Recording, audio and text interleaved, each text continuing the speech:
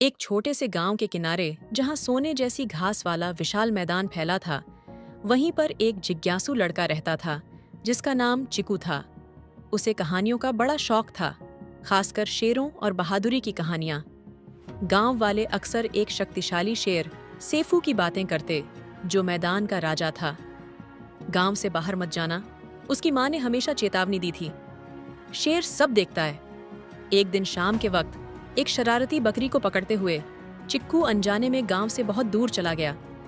घास हवा में सरसराने लगी और सूरज की ढलती रोशनी ने मैदान पर लंबी परछाइयां डालने लगी। तभी हवा थम गई। पीछे से एक गहरी गर्जना गूंजी। चिक्कू के पैर थम गए। घनी घास से एक विशाल शेर प्रकट हुआ। उसकी सुनहरी चेहरा सूरज की किरणों में चमक रही थी। चिक्कू का दिल तेजी से धड़कने लगा, लेकिन शेर ने हमला नहीं किया। वह बस बैठ गया। उसकी गहरी आंखों में कुछ ऐसा था जिसे चिक्कू समझ नहीं पाया। डर और हिम्मत के बीच की लड़ाई में जिज्ञासा जीत गई। क्या तुम सेफू हो? चिक्कू ने धीमे से पूछा। शेर ने धीरे से अपनी पलकें झपकाईं, मानो सवाल का जवाब दे रहा हो। चिक्कू ने उसके पंजे में गहरे ढंग से एक बड़े कांटे को देखा। उसका पंजा सूजा हुआ था और लाल निशान पड़े थे। चिक्कू हिचकिचाया, फिर हिम्मत जुटाकर बोला, तुम्हें मदद की जरूरत है?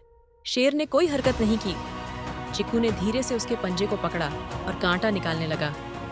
डर की चुभन को नजरअंदाज करते हुए वह सावधानी से काम करता रहा। आखिरकार एक अंतिम झटके से कांटा बाहर आ गया। खून की एक बूंद घास पर गिरी। सेफू ने गहरी गर्जन जैसी आवाज निकाली, मानो धन्यवाद कह रहा हो। वह उठा, लड़के पर एक नजर डाली और फिर क्षण से घास में विलीन हो गया।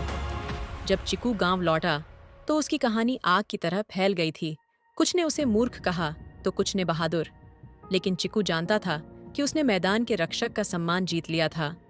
उस दिन के बाद कोई शेर गांव के पास नहीं आया।